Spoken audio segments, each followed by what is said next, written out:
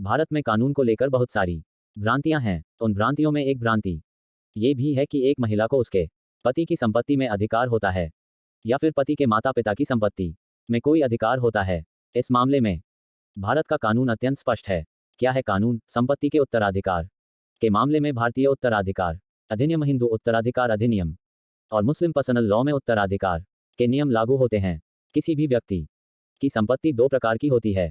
पहली प्रकार की वह संपत्ति होती है जो उसमें स्वयं अर्जित की है और दूसरी प्रकार की वह संपत्ति है जो उसे पैतृक रूप से मिली है। कोई भी ऐसी महिला जिसने किसी ऐसे व्यक्ति से शादी की है जिसने कुछ संपत्तियां अर्जित की है, उस व्यक्ति की संपत्ति में उस महिला का अधिकार होता है या नहीं, यह मामले की परिस्थितियों पर निर्भर करता है। इन सवालों के जवाब हमें मामले की परिस्थिति, भारतीय उत्तराधिकार अधिनियम, हिंदू उत्तराधिकार अधिनियम और मुस्लिम पर्सनल लॉ के अंतर्गत मिलते हैं। जैसा कि यह स्पष्ट है कि जब कोई भी व्यक्ति किसी संपत्ति को स्वयं अर्जित करता है तब उस व्यक्ति का उस संपत्ति पर पूर्ण रूप से अधिकार होता है। वह संपत्ति के संबंध में कोई भी निर्णय ले सकता है, चाहे उसकी संपत्ति अचल संपत्ति हो या चल हो, कोई सोना चांदी हो या फिर जमीन या मकान हो। किसी भी प्रकार की संपत्ति में उसे ही अधिकार प्राप्त होते हैं तथा उसके अधिकारों में कोई दूसरा व्यक्ति घुसपैठ नहीं कर सकता है। अब भले ही उसकी पत्नी हो या उसके बच्चे हो, यदि संपत्ति स्वयं अर्जित की गई है तब उस व्यक्ति की संपत्ति पर केवल उसी का अधिकार होगा।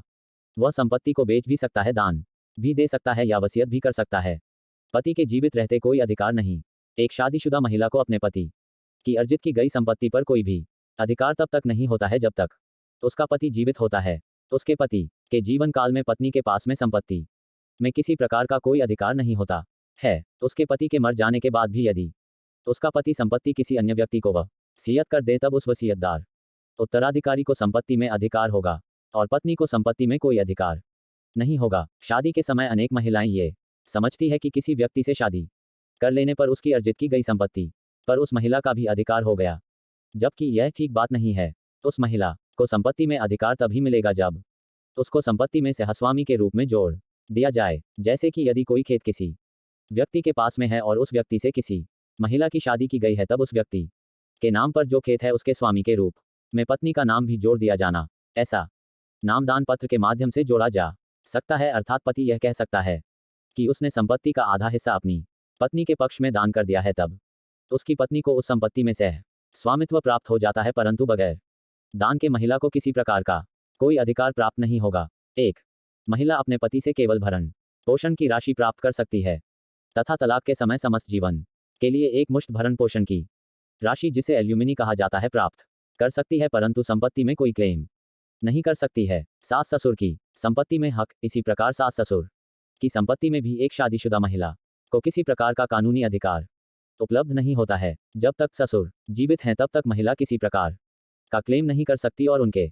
मर जाने के बाद ही महिला कोई क्लेम नहीं कर सकती। यहाँ पर महिला का पति संपत्ति का हिस्सेदार होता है, परंतु यदि पति की मृत्यु पहले ही हो चुकी है और फिर सास ससुर की मृत्यु होती है, ऐसी स्थिति में पत्नी के पास में उत्तराधिकार आ जाता है तथा तब एक मरे हुए व्यक्ति की विधवा अपने मरे हुए सास ससुर की संपत्ति में अधिकार प्राप्त कर लेती है। परंतु ये तभी संभव है जब उनके द्वारा संपत्ति के संबंध में किसी प्रकार की कोई वसीयत किसी अन्य व्यक्ति को नहीं की गई हो। पति की मृत्यु पर पत्नी का हक, जब एक महिला का पति बगैर किसी वसीयत के अपनी स्वयं अर्जित की गई संपत्ति को छोड़कर मर जाता है, ऐसी स्थिति में उसकी संपत्ति पर उसकी पत्नी और साथ में उसकी मां भी जीवित हो तो उसका भी अधिकार होता है और उसी के साथ उसके बच्चों का भी अधिकार होता है। यहाँ पर उत्तराधिकार के मामले हिंदू उत्तराधिकार अधिनियम, मुस्लिम पर्सनल लॉ जो मुसलमानों के मामले में लागू होता है, के नियम लागू होते हैं। इन कानूनों के नियमों से संपत्ति का उत्तराधिकार तय होता है। जैसे कि मान लिया जाए एक हिंदू व्यक्ति अपना एक मकान छोड़कर मर जाता है, जिस मकान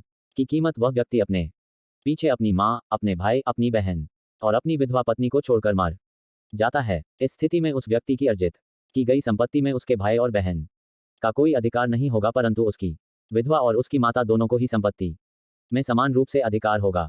इसका उल्लेख हमें हिंदू उत्तराधिकार अधिनियम के अंतर्गत प्राप्त होता है, जहां पर बगैर वसीयत किए गए किसी हिंदू व्यक्ति के मरने पर उसके वारिसों को मिलने वाली संपत्ति के उत्तराधिकार के संबंध में उल्लेख। परंतु यदि उनकी मौत हो जाती है और वह बगैर वसीयत के मर जाते हैं, तब उस महिला का अधिकार पैदा हो जाता है। तब वह महिला अपने पति की संपत्ति में अपने उत्तराधिकार के लिए क्लेम कर सकती है, परंतु उनके जीवित रहते उसका कोई अधिकार नहीं है। पत्नी केवल अपने लिए भरण पोषण की मांग कर सकती है, उसके अतिरिक्त वे किसी प्रकार की अपने पति की संपत्ति में कोई क्लेम नहीं कर सकती है। इसलिए यहाँ पर ध्यान देना चाहिए कि संभव हो सके तो विवाह के समय महिला के पक्ष में किसी संपत्ति को दान के रूप में लिखवाया जाना चाहिए तथा उसे संपत्ति का मालिक बनाया जाना चाहिए, क्योंकि किसी भी व्यक्ति के जीवन में एक महिला का भी त्याग होता है और यदि वे कामकाजी नहीं है तब किसी संपत्ति की मालिक नहीं रह जाती है और उसके बाद केवल भरण पोषण का अधिकार मात्र ही रह जाता है।